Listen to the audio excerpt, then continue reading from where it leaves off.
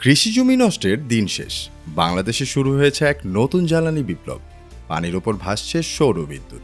রাঙামাটির কাপ্তাই হ্রদে তৈরি হচ্ছে দেশের অন্যতম বড় ফ্লোটিং সোলার প্রজেক্ট, যা বদলে দিতে পারে বাংলাদেশের বিদ্যুৎ ব্যবস্থার ভবিষ্যৎ।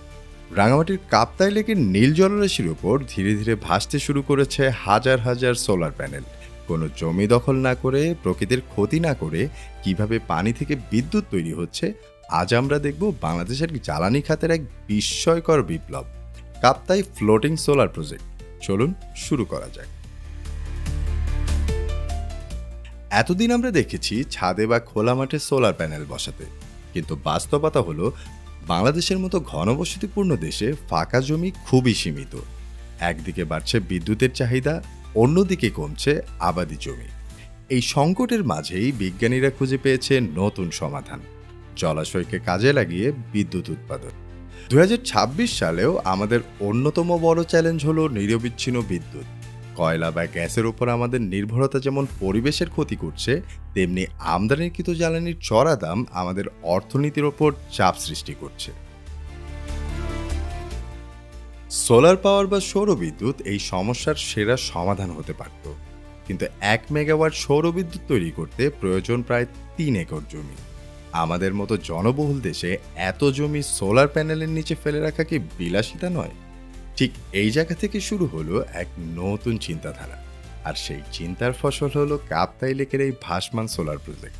প্রায় 11 কোটি টাকা ব্যয়ে নির্মিত এই প্রকল্পটি বাংলাদেশের নবায়নযোগ্য জ্বালানি খাতের এক বড় মাইলফলক।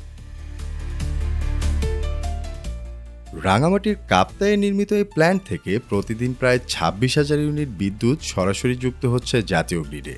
এটি কেবল একটি প্রজেক্ট নয়, এটি একটি সফল মডেল, যা প্রমাণ করেছে যে আমাদের নদীমাতৃক দেশে পানিই হতে পারে বিদ্যুতের নতুন উৎস। এই বিশাল প্যানেলগুলো সরাসরি সূর্যের আলোকে পানিকে গরম করতে দেয় না, ফলে লেকের পানি বাষ্পীভবন কমে, এতে পানির অপচয় রোধ হয়। এছাড়া প্যানেলের নিচে ছায়ায় মাছেরা নিরাপদ আশ্রয় পায়, যা মাছের প্রজননেও সহায়তা করতে পারে বলে মনে করেছেন অনেক গবেষক। চলুন কিছু বাস্তব পরিসংখ্যান দেখা যায়।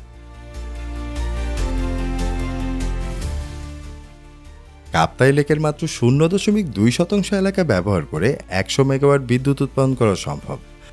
বছরে প্রায় কয়েক হাজার টন কার্বন নির্গমন কমানো সম্ভব এই প্রকল্পের মাধ্যমে। যেহেতু এখানে আগে থেকেই জলবিদ্যুৎ কেন্দ্র আছে, তাই নতুন করে ট্রান্সমিশন লাইন বসানোর খরচও বেঁচে যাচ্ছে। এটি একটি পারফেক্ট হাইব্রিড মডেল। সরকার পরিকল্পনা করেছে 2030 সালের মধ্যে দেশের বিভিন্ন হাওর, বিল ও বড় জলাভূমিতে এ ধরনের ফ্লোটিং সোলার ছড়িয়ে দেওয়া হবে। যদি এই পরিকল্পনা সফল হয়, তাহলে বাংলাদেশ তৈরি করতে পারবে একটি শক্তিশালী গ্রিন এনার্জি নেটওয়ার্ক। কাপ্তাই লেকের এই ভাসমান সোলার প্যানেলগুলো কেবল নীল আয়নার মতো পানিকে ঢেকে দেয়নি, বরং আমাদের ভবিষ্যতের অন্ধকার দূর করার স্বপ্ন দেখাচ্ছে।